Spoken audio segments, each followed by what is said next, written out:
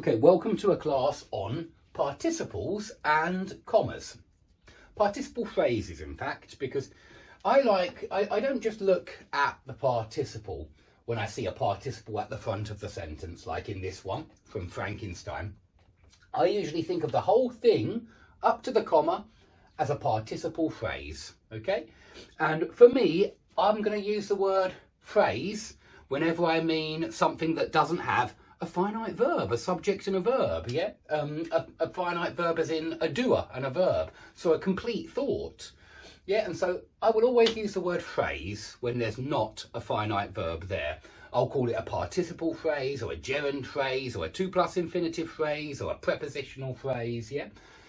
Now, these participle phrases, they follow the same logic that we saw when we looked at the relative clauses, defining and non-defining, in the previous class. But we actually saw the same logic as well with appositives back when we were doing nouns, noun phrases. When you've got two noun phrases next to each other, for example, my friends Ben and Steve, yeah? Here I am defining which friends, so I don't use a comma, yeah? My friends Ben and Steve. I'm defining which friends here, so no comma. But if I start with Ben and Steve, my friends, yeah, that's non-essential information in the sense that it doesn't define which Ben and Steve. So you can see that this logic is very useful indeed in English because it helps you with appositives, it helps you with relative clauses, and it helps you with participle phrases. And participle phrases are everywhere. In any book, you will find them on every page. Okay, so have a look at I'm going to just remind you about this defining, non-defining logic. The soldiers injured in the battle were taken to hospital.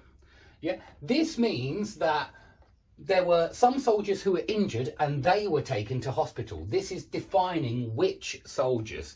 In other words, it sounds as though there were also some soldiers who weren't injured and they weren't taken to hospital. This defines which soldiers.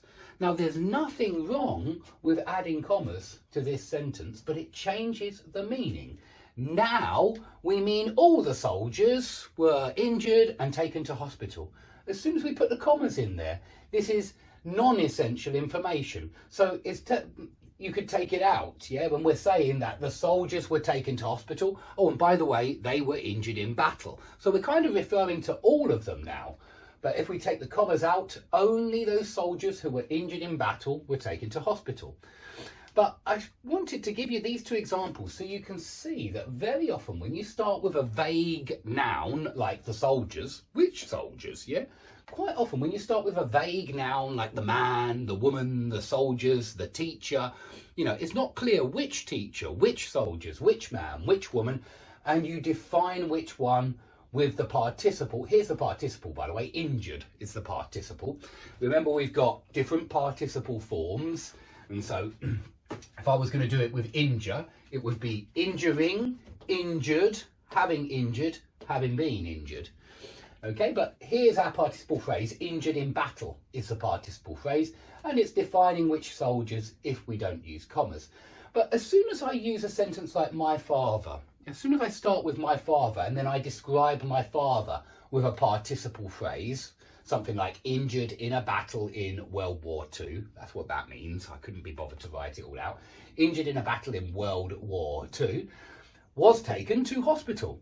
Now this one, you have to use commas. Why?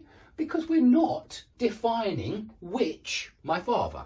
And that's because I don't have two fathers, yeah? I only have one father. So if you start with a noun that is unique, that there is only one of, you are definitely going to have commas, yeah? With any participle phrase or relative clause, yeah? It doesn't. We saw this in the last class with relative clauses.